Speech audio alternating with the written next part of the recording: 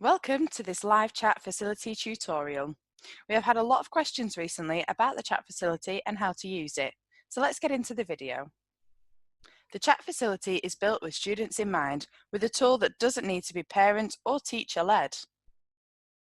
Each of our pages are linked to the person behind the broadcast, even after it's finished, so you can always ask your questions and get a response about the broadcast. So, let's have a look at how to use the chat facility. To use the chat facility, the first thing to do is to type your comment or question into the chat box.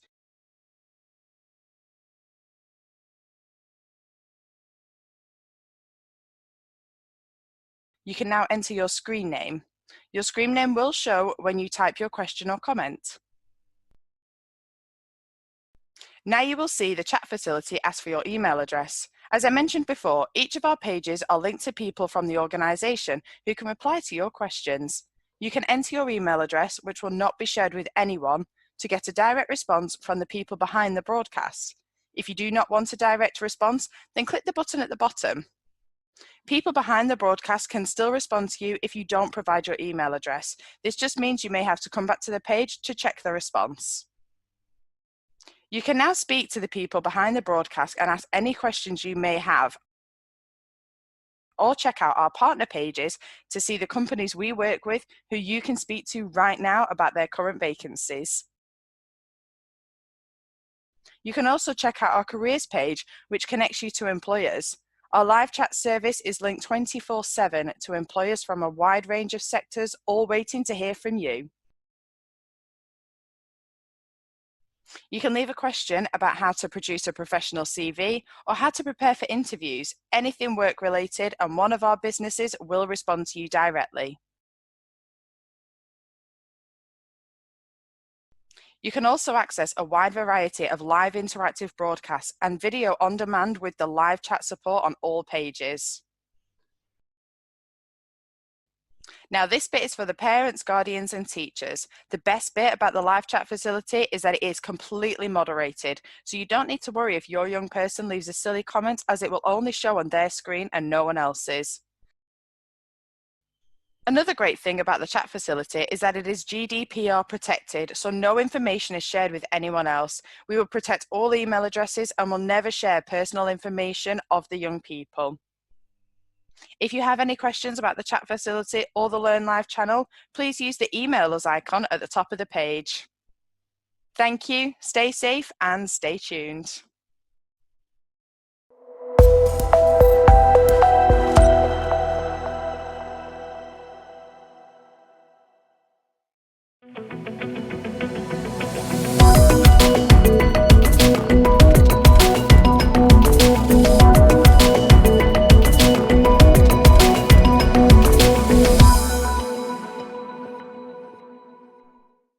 Welcome to this live chat facility tutorial. We have had a lot of questions recently about the chat facility and how to use it, so let's get into the video.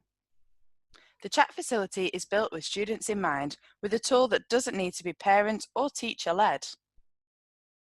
Each of our pages are linked to the person behind the broadcast, even after it's finished, so you can always ask your questions and get a response about the broadcast.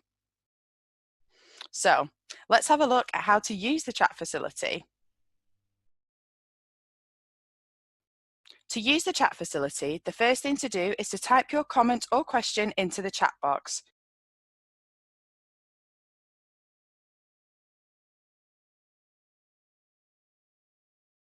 You can now enter your screen name.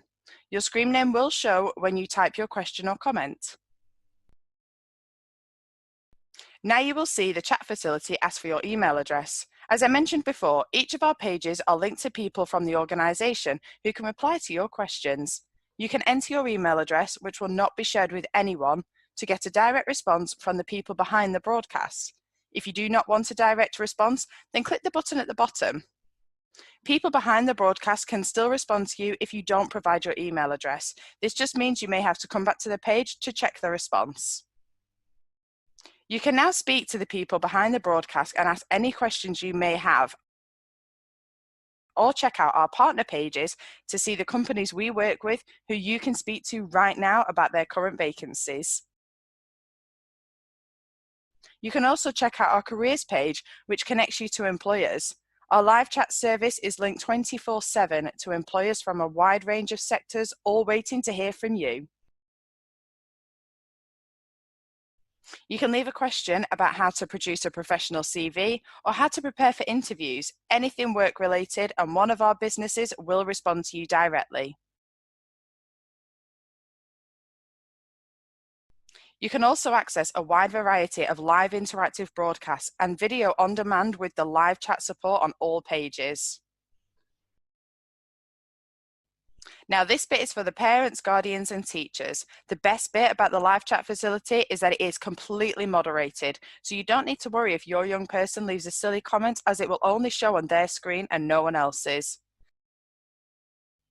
Another great thing about the chat facility is that it is GDPR protected, so no information is shared with anyone else. We will protect all email addresses and will never share personal information of the young people.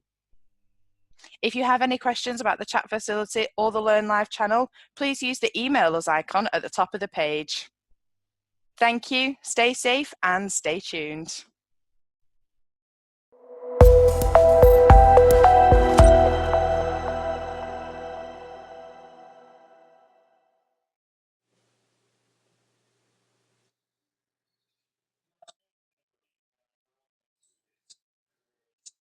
Company. Let me just start it again. Sorry, everybody. I'll try again. Good afternoon and welcome to this Careers and Enterprise Company webinar on Gatsby Benchmark 1 Module 2. This module will be based on helping you build a strategic plan. Now, this broadcast is designed to take career leaders through a recommended process for building a strategic plan that informs the development of a stable careers program, which meets the needs of each and every student and that supports school and college priorities.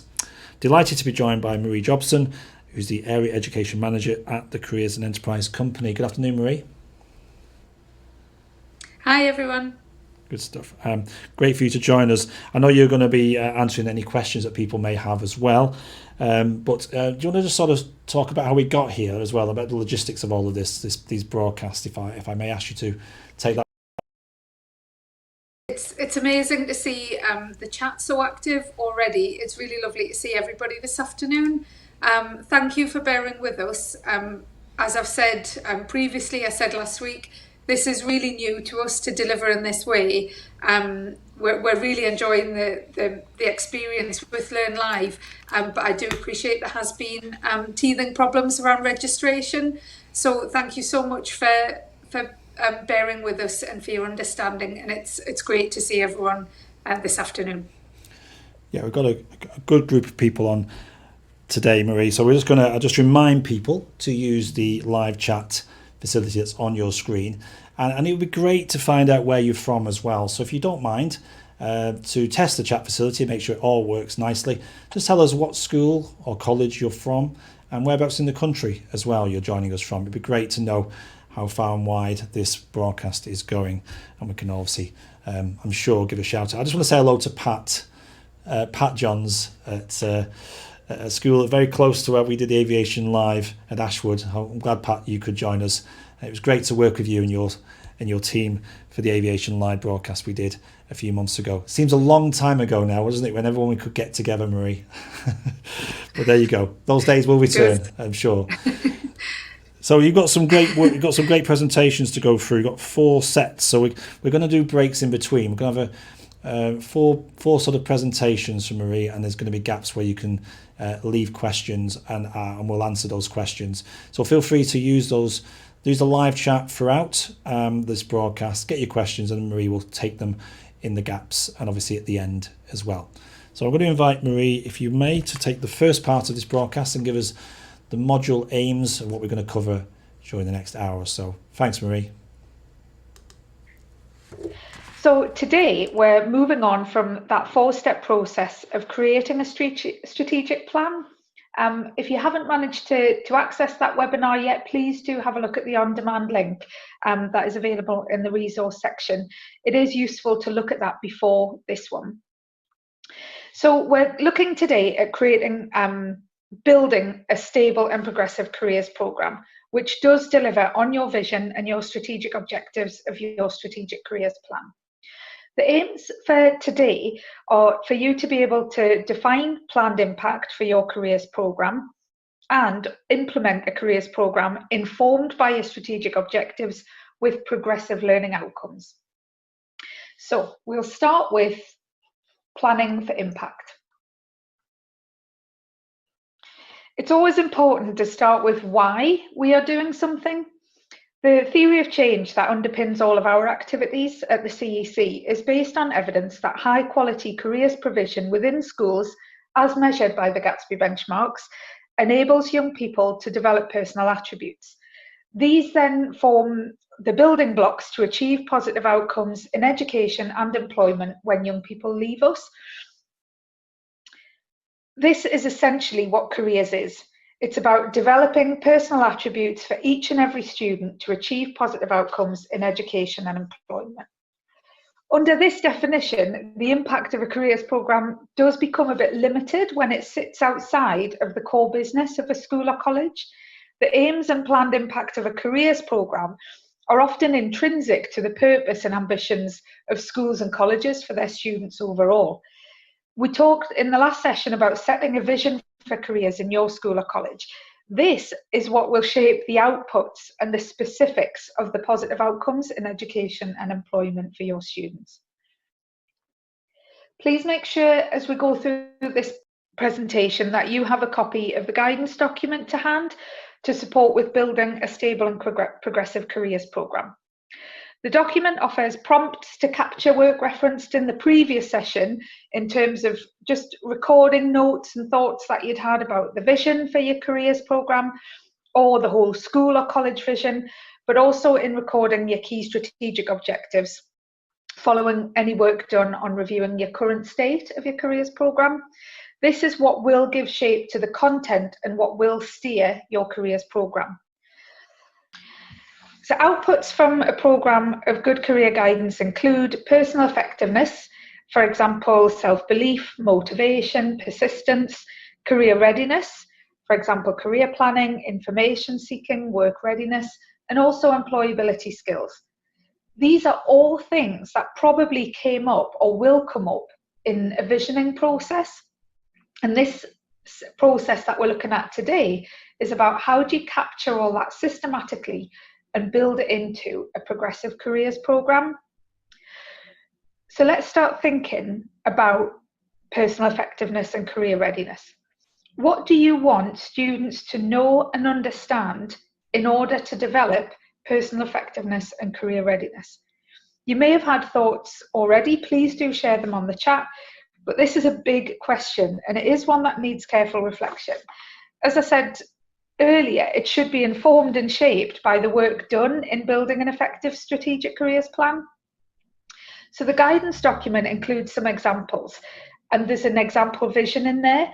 So what I've tried to do is follow that thread from that example vision and think about some of the things that that careers leader might want students to know and understand to develop personal effectiveness and career readiness.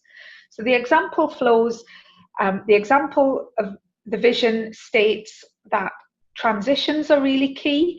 So therefore, areas to develop in personal effectiveness and career readiness are linked to understanding LMI, how LMI links to self-awareness, future study options, and also the focus area of how the world of work is changing is also shaped by the vision statement.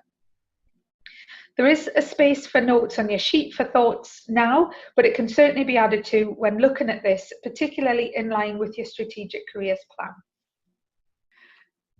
So these are some of the key areas a careers programme may focus on to develop personal effectiveness and career readiness.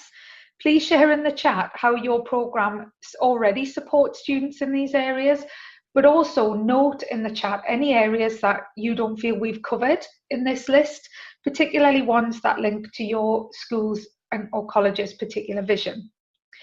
All of these will ultimately support students to achieve positive outcomes in education and employment. What you choose to really highlight and embed, again, may be informed by your vision and your strategic objectives. This is another big question. Thinking about personal effectiveness and career readiness as a careers leader, which skills would you want students to develop? So not that knowledge and understanding, but particular skills linked to personal effectiveness and career readiness. So again, the guidance document includes some examples which are informed in part from the example vision for careers that's given. So the skills highlighted in the example linked to personal effectiveness and career readiness are digital career management skills, and coping with transition. As with the last question, there is space for notes as you start to identify the key skills to embed within your programme to meet student need as informed by your vision. As with the last question, here's a list of some skills which may be developed through a careers programme. Again, please pop in the chat how your programme effectively supports students to develop these skills, and note any skills linked to personal effectiveness and career readiness that aren't covered in this list. Remember, we will come on to broader employability skills next.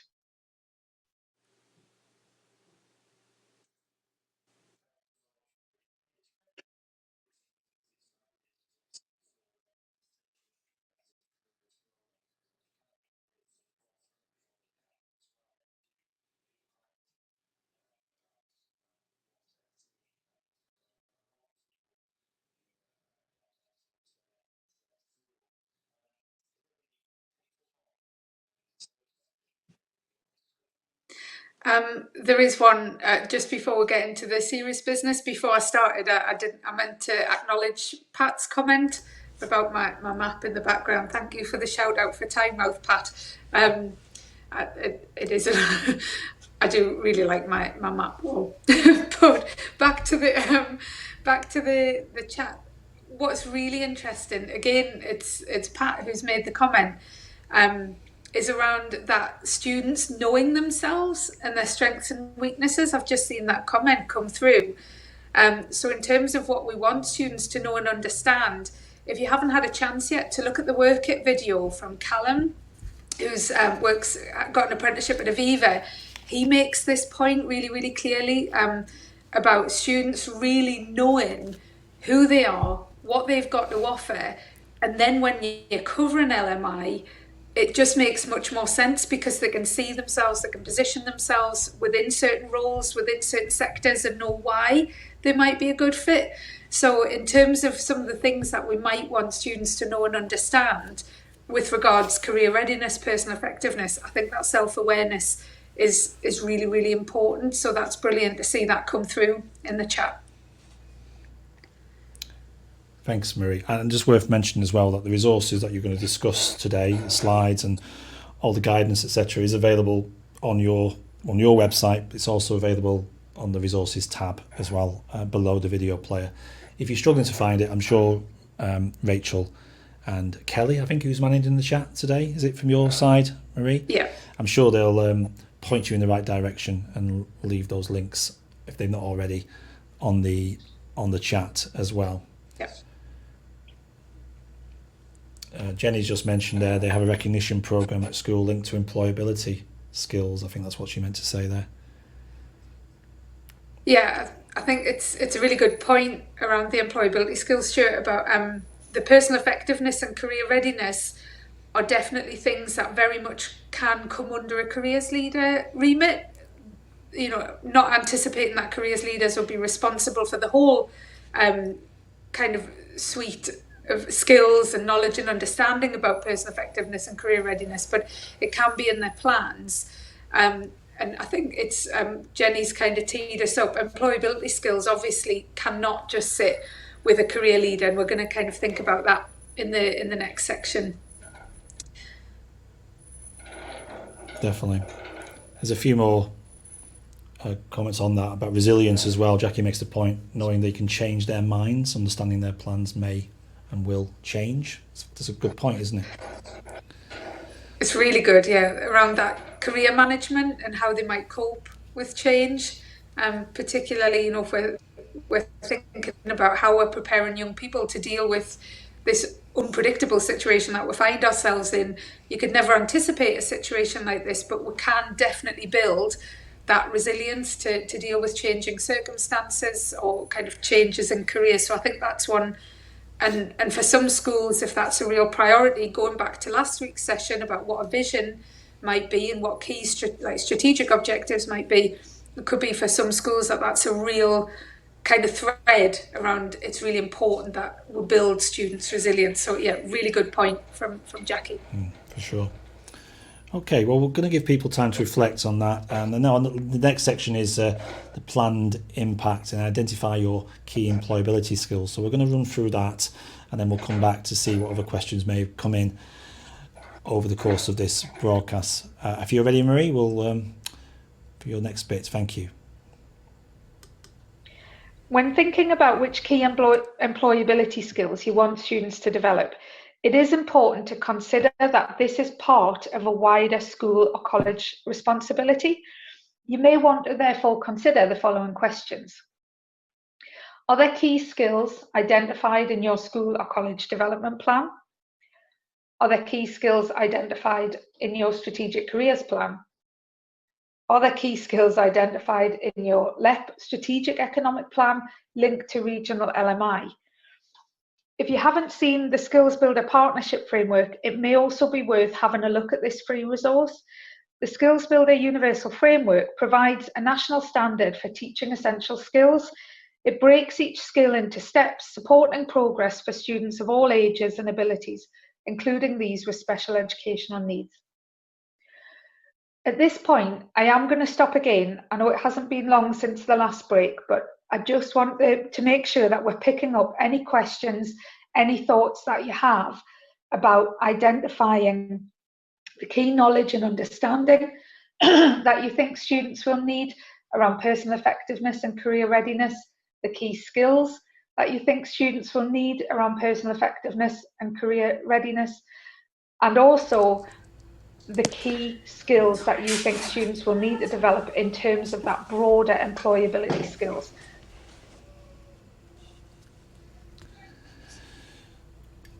Thank you, Marie. We've put those questions out there, so let's see what questions have come in regarding the understanding of what knowledge students will need for those employability skills. If you're good, I mean, obviously we've got quite a bit to go through still, but if anyone's got anything they want to ask Marie about that particular section, feel free to leave your questions. Oh, I think we just lost Marie for a second. We'll just try and get her back. Just keep your questions coming in, please, on the live chat.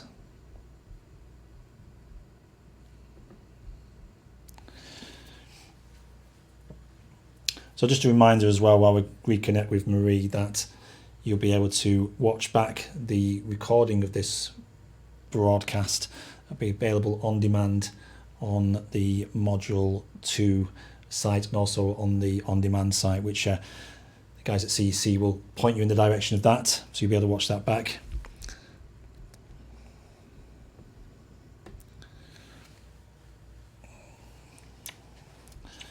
There you go. I think we're back, Marie. I think we can hear you again. I'm back. Excellent. Yes, I'm back. No problem. Sorry we lost you there for a second, but sorry about that, everyone. It's okay. No worries. Technology doesn't always work for us, but at least you're there now. So yeah, I don't know. I was just filling in for you while you did what you needed to do. But you can see there people are starting to share some really helpful resources, and Kelly and Rachel are putting some links on as well to various places. I was just saying, whilst we lost you briefly, that there is a version of this available on demand as well, which people can look back on and share as well with anyone who may have missed it. Jenny's just put feedback we have had from employers is students don't understand the skills that they have from things they already do, e.g. if they are captain of the football team, this shows teamwork, leadership, etc. Comes up all the time, that, doesn't it?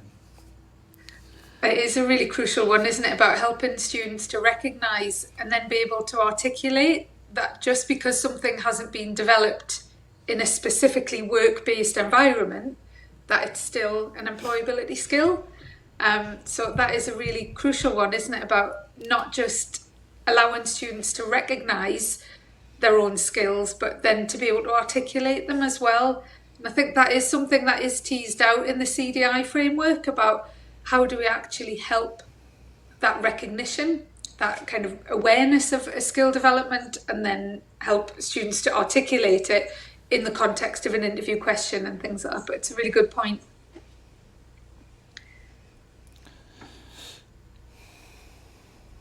Yeah, and Jenny was saying earlier as well in the chat, Marie, resilience is one of our badges they earn through the scheme, so it's obviously rewarded, which is good to see. So thanks, Jenny, for sharing that.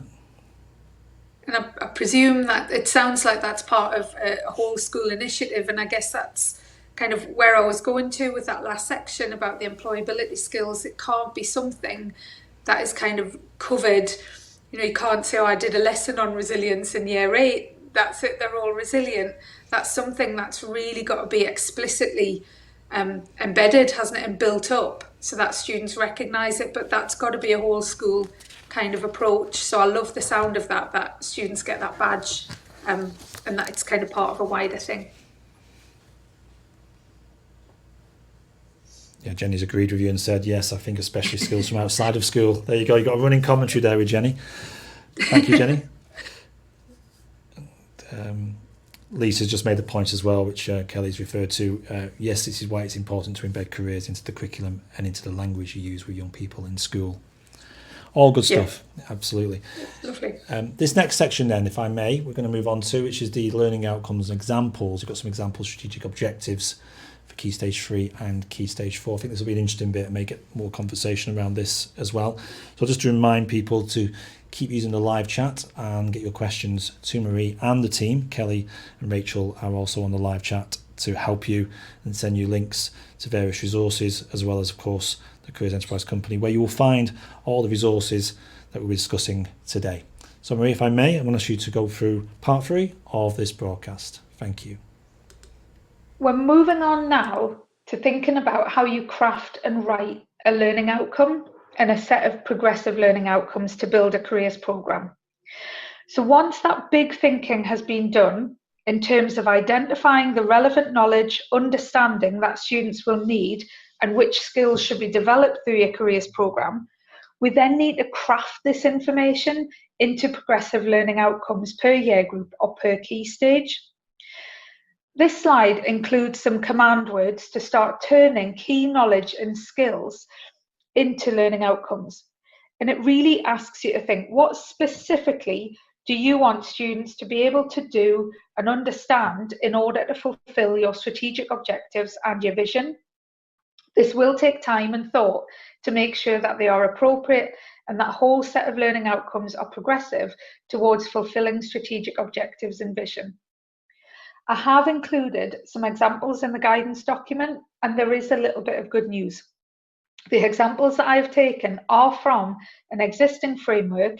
It's the CDI framework for careers, employability and enterprise education.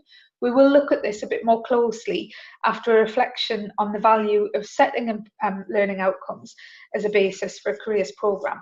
And it is important to note that the CDI framework is an excellent starting point, but the framework and all the tools that go with it can be adapted to make sure that you've crafted exactly the right learning outcomes for you, for your school, your college, your students.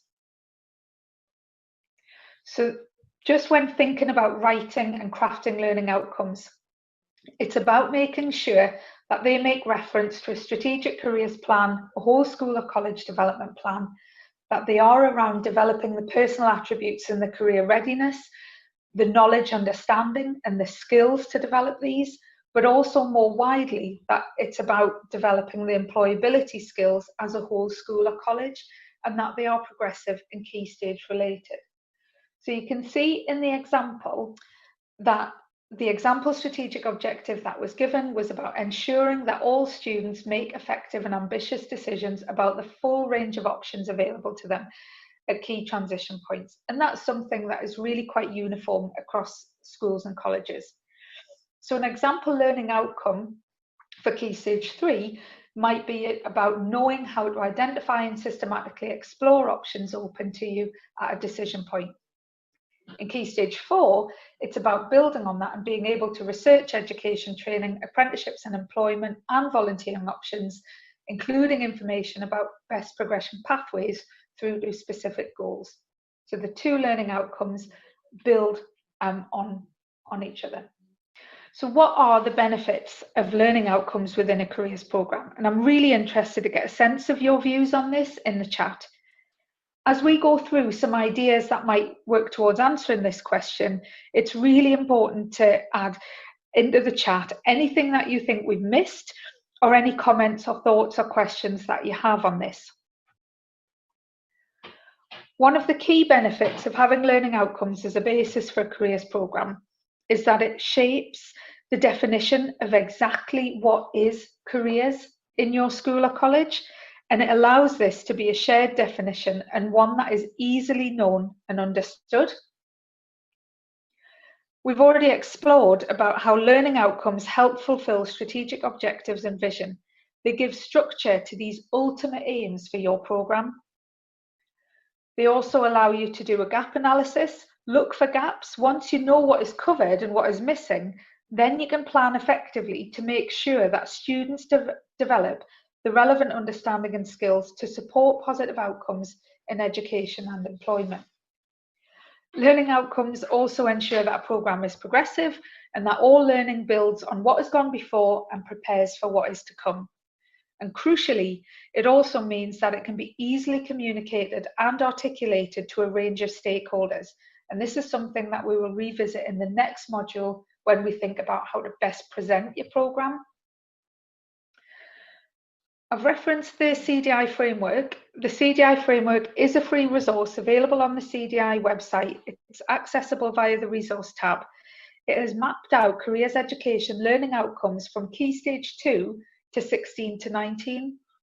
The framework covers developing yourself through careers, employability and enterprise education, learning about careers in the world of work, and developing your career management, employability and enterprise skills. The framework identifies 17 areas of learning under these headings, and learning outcomes are identified for key stages 2, 3, 4 and 16 to 19. There's also suggested activities presented in that framework. Before we take questions, let's consider then an example process of building a stable and progressive careers programme. It's really important that a careers leader, you start with setting a vision and your strategic objectives. Then let that vision and the strategic objectives shape the learning outcomes for each key stage. Then you'll be able to work with curriculum and PSHE staff to see where learning outcomes are already being met. And as a careers leader, you can then review activity and interventions you have responsibility for delivering to audit where learning outcomes are being met. It's really vital to stop and celebrate, track and record at a student level where learning outcomes are being met in Compass or Compass Plus at a student level, and share those key narratives and success with students, staff and other stakeholders. After an audit, there's also then a key opportunity to identify where gaps in learning outcomes are, to then be able to consider how gaps can be plugged. There are some great resources alongside the framework from the CDI. In the guidance document, I've included a copy of the audit, you can see it on the slide there, that a career leader can collate to capture when and where learning outcomes are covered across the school or college. Again, this template is editable, so it can be adapted to meet your needs and your learning outcomes. We'll consider when and how of learning outcomes next, but we'll pause here for questions.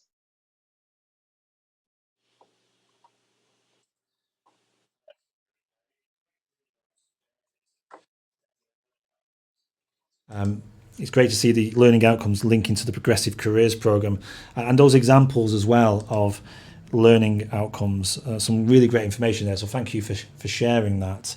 I'm just going to see while we've been chatting if there's any other questions. Really, I mean, resilience is obviously still the theme that's coming through. I don't know if there's anything else that you've seen. that stands out?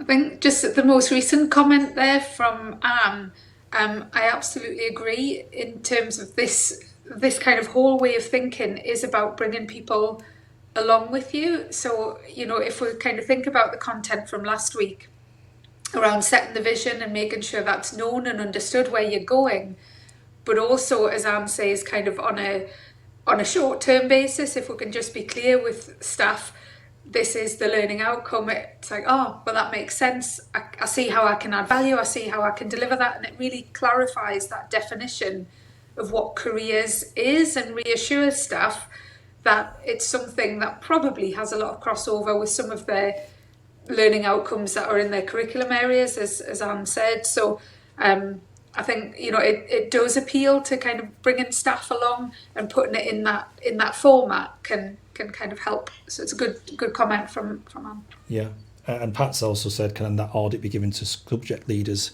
to track where they relate their subject to careers?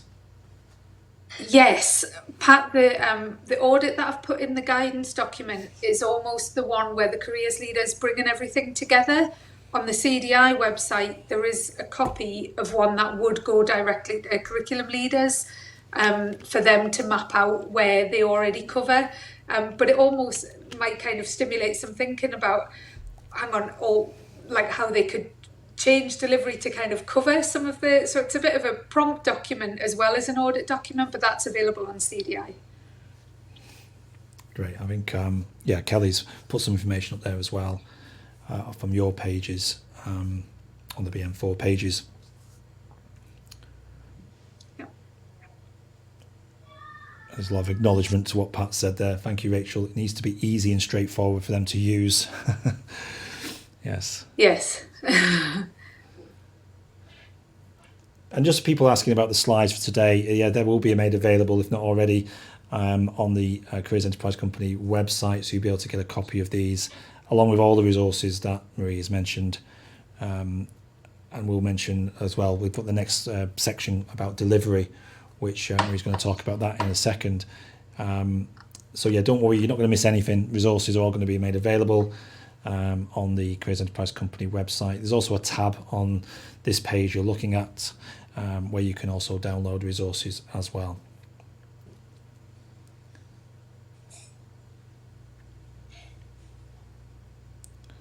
And I'm going to mention it now in case people have to leave early. We're doing this, well, this is our second week. We've got 2 more modules to cover, but we're here at the same time each week. So next Tuesday at 11 o'clock in the morning, and then we repeat it again live on the Wednesday at 4:30. Even though Marie thought it was 4 o'clock and had me panicking, didn't you? I'm thinking I was going to go a bit early, but no, you weren't. It's definitely 4:30. Apologies for that. That's okay, a heart attack moment, but that was good. So, what's his question about LOs? I don't mind jargon, but can we just expand so everybody knows what that is? I think it is learning outcomes. I think you're right, but please can we? Yeah, it's. Anne's mentioned it as well. I find subject teachers like LO, and will sometimes adapt them as LO in their lessons, which also relates to careers across the curriculum. Yeah. Just for anybody new to it, understanding what that was. But get it. Okay. Pat's already asking where do we sign up for 3 and 4. Well, you've already done so, Pat, to be honest, by registering for this one, but you can find the links. They'll be sent out to you next week, or chances are they may even be sent out tomorrow to everybody who's signed up for this, so you can follow these modules. And again, just to make sure you, if I didn't make that clear earlier, all of these are recorded, so you'll be able to watch them back at your leisure as well. Before we move on, Stuart, would you mind if I just picked up on Dawn's comment? Of course, yes, about student feedback, yeah. I think Dawn's hit on something that I meant to say and I didn't. Around it is really important that student feedback and the evaluation, which we will cover in the 4th module, it does kind of feed into, doesn't it, that kind of current state idea that we looked at last week, and it should very much then start to shape what your learning outcomes would be. So I absolutely agree with Dawn that at somewhere student voice and student feedback about kind of what they want out of the programme, or what has worked, what hasn't worked about the programme. And as I say, we'll look at evaluation in Module 4, but very much that should be used to shape learning outcomes, because they'll be very quick to tell you, particularly if you're asking Year 11 or Year 13, what perceived gaps there were and things like that that may need to be addressed. Perfect. And your colleague Barbara has come on. Thanks, Barbara, for that. Obviously, if people want to register as well, you can email events@careersанdenterprise.co.uk. You'll see the email there. So I will start there, your journey there, and they will then send you more details. And then you kind of plugged into the system as well for any future broadcast that may come up with the CEC. So that's a good starting point. Events@careersанdenterprise.co.uk. Good stuff. Well, we're going to move on. We're doing well for time. Always good to keep on track. And with this next section is really, well, this final section really is about delivery. So, Maria, I'm going to ask you, if I may, to take us through this bit, and then we'll catch up on any questions. I'll keep your questions coming in to the live chat for anything you see, any information you need. Maria's been joined by Rachel and Kelly from the CEC today, who's helping you with your questions too. So I'm going to pass over to Marie now. Thanks, Marie. Let's start thinking about delivery of learning outcomes. When and how can careers be delivered? Setting the learning outcomes may be done by the careers leader, but not all the delivery could or should be done by that one person. The when and how of delivery very much depends on your school or college structures and setup. You may be able to consider all the options that we think about, but you may have other opportunities. And again, please add anything in that we have missed into the chat. So some of the thoughts about when and how would be through careers lessons, through weeks, drop-down days, through curriculum time, extracurriculum time, through group appointments, one-to-one appointments, and then thinking about how. There we start to get employer engagement through experiences of the world of work, through encounters with FEHE, through one-to-one personal careers guidance. So there's a lot of a blend of when and how. Remember the example process that we gave. The delivery of learning outcomes will look different in each school or college depending on structures and availability of curriculum time. Once you've set your learning outcomes, your thinking will evolve about the best delivery in terms of when or how, i.e. what should be done as part of discrete careers lessons or drop-down days, or what could be covered as part of subject curriculum. So thinking about this example, how and when would this be best covered for maximum impact in your school or college? This is a crucial skill. This is not something that can be left to chance or be ad hoc for any student. It may not be covered just once, and it may be covered across several intervention types or several lessons. So the learning outcome here would be know how to identify and systematically explore the options open to you at a decision point. So I'm really interested, please in the chat, can you put your thoughts about how and where that would be best delivered in your school or college, so that this is absolutely embedded for each and every student and not left to chance. Really interested to hear your ideas and thoughts. All activity should be driven by learning outcomes, which are shaped by the vision and strategic objectives. Whenever and however delivery takes place, the making it meaningful cycle does apply. So what is a learning outcome of the activity or the event? When does it already take place? Is it sufficient to develop a personal attribute which will positively influence outcomes in education and employment? Is this audited and tracked? Is it recorded at a student level? If it is not delivered and there is a gap, where can the learning outcome be addressed most effectively? Would it be in a careers lesson, through a careers day, through a bespoke event, etc.? And I think this is really important at the moment there were some really good conversations in the first module around the pressure of running events with students coming back into school after school closures at this current time. So I think it's really crucial that we set very clear learning outcomes that are linked to strategic objectives, that are linked to a vision, to be able to be absolutely clear about prioritising what does each key stage absolutely need, but also then be able to couch that within a strategic objective and within a vision in terms of building a business case for that. Finally, it's really important to think about who. Who is your support in terms of delivering a stable and progressive careers programme?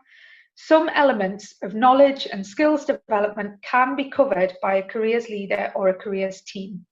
Other elements will require support from whole school or whole college and may require staff CPD. For true development of personal attributes, it does require a whole embedded whole school and college approach, which links back to the vision. The vision for careers has to really sit within or be linked to the vision for the whole school or college, so that it is everyone's responsibility and that planned impact, etc., is known and understood across the school or college, and that is embedded as a golden thread. Thank you so much, Marie, for providing that presentation and telling us how important that delivery is, because it is so important. And it's great to also hear that this is adjustable depending on which area of education it is being done for. So thanks very much for that. And as always, we've had some comments in as you've been talking to us relating to the topic and these modules. It's great to see discussion going on there. And thank you, Rachel and Kelly, for your support as well on this. So you've got plenty of links going onto the chat as well. I don't know if there's anything that sort of stands out for you on since you've been chatting there, Marie, that you may want to pick up on. I noticed people are talking about special days off timetable for older students. That's a topic. PSHE. Well, I think people are looking at where can they fit this in, and this is a problem, isn't it, in some schools? Yeah, and it's kind of really looking at it two ways, isn't it? At the moment, obviously, when students come back into school, it'll be the business case for kind of running an event would have to be really, really tight. So there's a little bit about kind of looking what time is available that can be used, and a little bit is that kind of business case kind of thinking about, that's my vision, that's my strategic objective, and these are the learning outcomes, these are the steps that are going to help students to get there. So it's almost kind of a bit of, I used the word ammunition in the session yesterday, but which seems quite aggressive, but to kind of go back to SLT to say, not just I want to do a careers event, which might not kind of make sense as a priority, but it's actually saying, I want to do an event with this learning outcome because I'm working towards that strategic objective, which ultimately achieves that vision, and particularly if that vision or the strategic objective is aligned to the whole school or whole college, it almost makes it more of a no-brainer in a way. So a little bit, this is about how we kind of use time available, but also go back to SLT and governors to create time, because depending on what your learning outcomes are, depends on what time would be optimum and what time you might need to kind of pitch for within the school. So there's a couple of ways of looking at it. Yeah, I think you said yesterday in the session we had in the morning about having almost like a business case to present for careers, which might seem, obvious, but it is, isn't it? You've almost got to pitch the idea to SLT and get them on board, rather than just being fitted in, as Lisa said. It's not just about fitting it in; it's very much integral to education. Yeah, and I think the more that a careers leader can be really clear right from that, the learning outcome for this session is XYZ, because I'm going towards that, and particularly if the staff are already bought into that vision and already understand that vision, that connection kind of is supported. So hopefully that should ease that that conversation with SLT and decision makers about facilitating events, interventions, getting curriculum time, getting staff CPD time, and things like that. I don't think, at least I hope it's not like Dragon's Den for you to have to go through that ordeal with your SLT to pitch it. But I guess the word pitch suggests that. But hopefully it's not quite as painful. There's a question that's coming from Dawn as well. I don't know if you want to hear about, well, not really comment. It's more of a comment. Is it worth asking SLT for an opportunity to join the visioning exercise? I don't know if you want to comment on that, Marie. It's a really good point, Dawn. So in the session last week when we talked about visioning, and I think the link has been put up if you haven't managed to catch it, the slides are online. And I think it is a really interesting time when in the current situation where, you know, staff and schools are really focused on the well-being of young people, and really what we're here for as educators, if you like. It's a really good time to invite SLT to be part of that thinking about what the vision should be for careers. You know, what is it that we're trying to do to support young people? So I think it's a really good point from Dawn. So I would say yes, absolutely. And if you are lucky enough to have an EA, or you'd like to explore having an EA, if you haven't got one, drop us a line. But if you have got an EA, sorry, I've used John, enterprise advisor, please, please, you know, and involve them as well in this process. Yeah, and obviously, as Jenny mentioned, when things go back to some form of normal, we've already tried, haven't we, engagements like this, digital engagements in different times as well, to engage parents in all of this. So I think there's some value there to do it outside of school hours potentially, to reach those people that you need to reach, to support their young people. Yeah, there is I had a conversation with colleagues earlier, and there's almost a silver lining, isn't there, about the challenge of this time around, you know, working in a very different space that young people seem to be really responsive to, but also, as you say, we're seeing that parents also are really responsive to engaging in this way. So yeah, there is certainly opportunities, isn't there? Jenny's very lucky. It looks like Jenny's got the support of SLT and governors. And it does make a difference if you get that on board with you and to help you with your offer. Yeah. And I did kind of make that question came up yesterday, didn't it, in the chat, Stuart, about, but it's really about thinking, kind of as I've just said, around this process about the vision, the strategic objectives, and then the learning outcomes, almost seeing this as a vehicle towards SLT engagement. So if you haven't got it, this is possibly the way to start helping SLT to see things from your perspective, and maybe achieve that SLT buy-in as well. And the O question came up, didn't it? Which we all knew what that meant, and that's come up again. Led by Ofsted. It's a big driver, isn't it, to make this work? There it is, yeah. Yeah. Because it's been put on people's agenda, and it's up to us as career leaders and people in this space to really kind of make sure that the potential of what this can mean for young people's outcomes and their future lives, you know, pushes. It's brilliant that Ofsted's put it on the agenda, but it's a really good time to get SLT and governors really excited and bought into this about what it actually means for outcomes. So yeah. Use it as a lever. And Rachel's just made a good point there. Do make use of your Ofsted guide on your website as well. Another reason to visit the Careers and Enterprise company website, careersandenterprise.co.uk. Lots of people agreeing with Jenny and Pat. Hopefully this has been helpful for everybody else. It is worth just mentioning that the live chat will stay open when Marie's finished her presentation and evaluation today on the Q&A.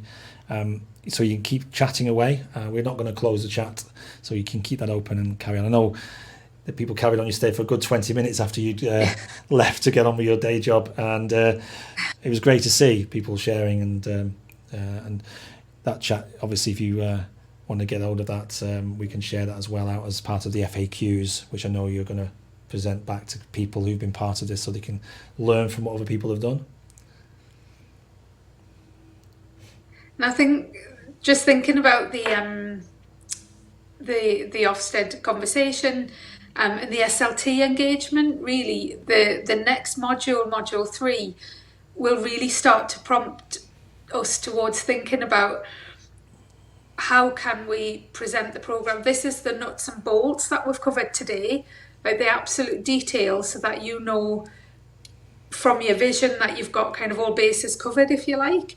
But in terms of how that is presented, in terms of website, but also it would be really interesting next week to think alongside how would it be presented to SLT and to governors.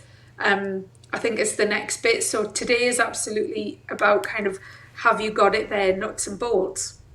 Next week, what we'll start to look at is how can you then take that and present it to secure buy-in, to really move things on around outcomes.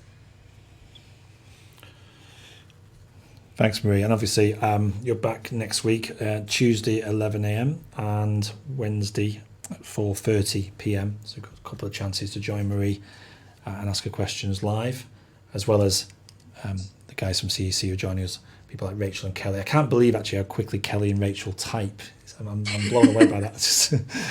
Thank you, Rachel and Kelly, keeping up with this, and some great links that you're sharing with us as well. And also thank you to the teachers who've helped others on this call, I'm sure, with their comments and their feedback and their own links as well to other resources that exist. There's one popped up. Do you mind if I... No, of course, go for it. Go to, because Dawn's raised a really interesting point about how do you kind of synthesize all of these things. And really, you know, this module might be, for some people, might be quite a different way of thinking, because, you know, the benchmarks are there. And it is almost kind of, this is the nuts and bolts by which you would then self-assess by the Gatsby benchmarks. And the CDI framework is mapped against the Gatsby benchmarks. And it is about, in terms of that how, that delivery, that is one of the variables to kind of bear in mind, you know, that LMI should thread through, but also that there are, you know, should be opportunities for employer engagement. So, but I appreciate that that is a challenge, but it does push the Gatsby benchmarks have always been a self-assessment tool to use. So it kind of pushes it very much into that kind of role. But I appreciate the difficulty with that, and obviously the EIF, the Education Inspection Framework, does ask for different elements, but all of the elements really are covered in the Gatsby benchmarks, which kind of almost go beyond sometimes in terms of what they expect from the career strategy, etc. But I recognise the challenge, but I think if you have really set that vision and then thought really carefully about kind of how you can craft that, it should set you up really well to perform excellently with the Gatsby benchmarks, and particularly if you're being mindful of statutory guidance and guidance around employer encounters and experiences of work, etc. Thanks, Marie. I'm just conscious we're probably running out of time quickly here, but it's been really valuable, and I think hopefully people have got what they wanted out of this module 2. If you did miss module 1, that is available on demand, so you'll be able to watch that back. And we, like Marie said, we're going to cover module 3 next week, Tuesday 11 a.m, and you'll be able to register for that. Say, start your journey at the address we gave you earlier, which I'm going to scroll up. You probably know it actually better than me, Marie. But I'm going to just ask if your colleagues... Oh, there we go. Events. It's events at careers and events at careers.co.uk. So if you email there first, then obviously all the information will be sent to you on what's happening over the next few weeks with these modules. Oh, Pat, so thank you so much, Pat, for that. Good to hear from you, and you're more than welcome. And we'll see you next week for module 3. Marie, is any final thoughts on what you've seen? I think it's been good to see people again supporting each other.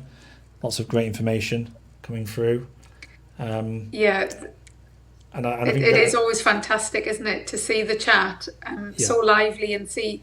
I noticed a couple of posts ago, you know, somebody posting the Motivated to Achieve report as a way to support SLT engagement as well, and it is just brilliant to see the information being shared in there. It's really, really lively. So thank you for that. I think Rachel and Kelly have been having a bit of competition as to who could be the fastest. I don't know if you want to award a prize for the end, but I think sugar was involved for Rachel. Yes. Yeah. She to get through today, but I do appreciate it, Rachel, Kelly. I know Marie does. It does help keep the chat flowing. So again, as I mentioned, the live chat will stay open. If you think of anything between now and we'll say 6 o'clock, probably when we will finish the live chat. But there's plenty of time to get your questions in. And again, as I say, next week Marie will be back with Module 3 in the Gatsby Benchmark 1, where you'll be showing us how to present your program and develop an effective site on your website as well. That's crucial, isn't it, to have that on your school website? Yeah, absolutely. Yeah, perfect. Okay, brilliant. Well, it's been a pleasure again, Marie, to go through the last hour with you and talk about Module 2 and all the great things that are going on. And I think that you've won a few friends here today. Thanks for your support from Angela. And thank you for your feedback. I think evaluation forms will be going out as well to all teachers on this, so you'll be able to chance to comment on how we can improve things in the future. But until then, we'll see you again here at 11 a.m. on Tuesday next week. Can I just say to everybody, and I got caught out with this the other day, we're actually off on Friday. It's VE Day celebration. It's 75 years, so you can have Friday off, Marie. And I will see you on Tuesday next week for Module 3. Thanks again for your help. And stay safe. Take care, Marie. Thank you all. Take care, Stuart. Thank you.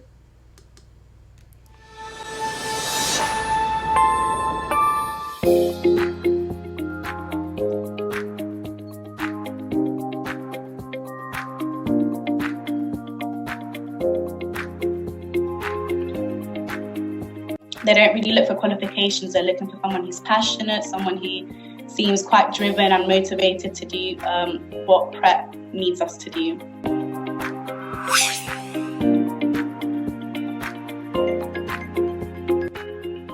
Our trains are extremely fast and can travel up to 125 miles per hour in the UK. They also weigh up to 400 tonnes.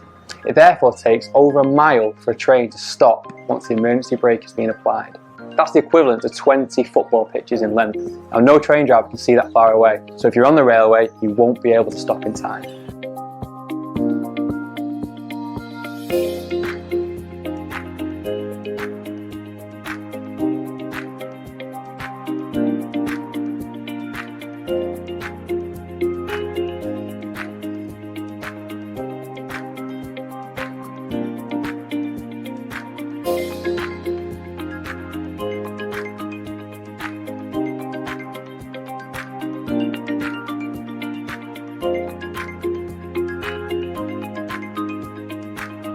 Where you can really make that difference is the other things that you do. Work experience is something lots of people have. Things like Duke of Edinburgh, charity work in your own time, things that show that you've gone out of your way to develop your behavioural skills. The main thing is willingness and just someone that really wants to throw themselves into the company.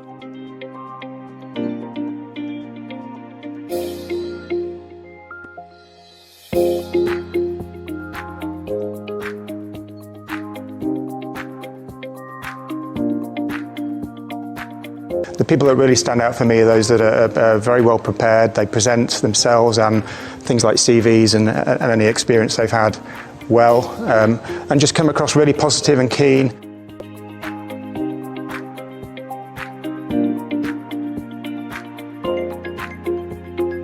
The Learn Live experience was really good for us, not only as a business to get Forbes out there and apprenticeships out there, but for our apprentices as well. They were really nervous coming over to the studio to record, but once we got here, Stuart was really lovely and friendly and made them feel really relaxed, so the broadcast went really well. So I think after being involved in something like this, the apprentices are really going to be able to feel the confidence to go out and promote apprenticeships locally to schools and younger people.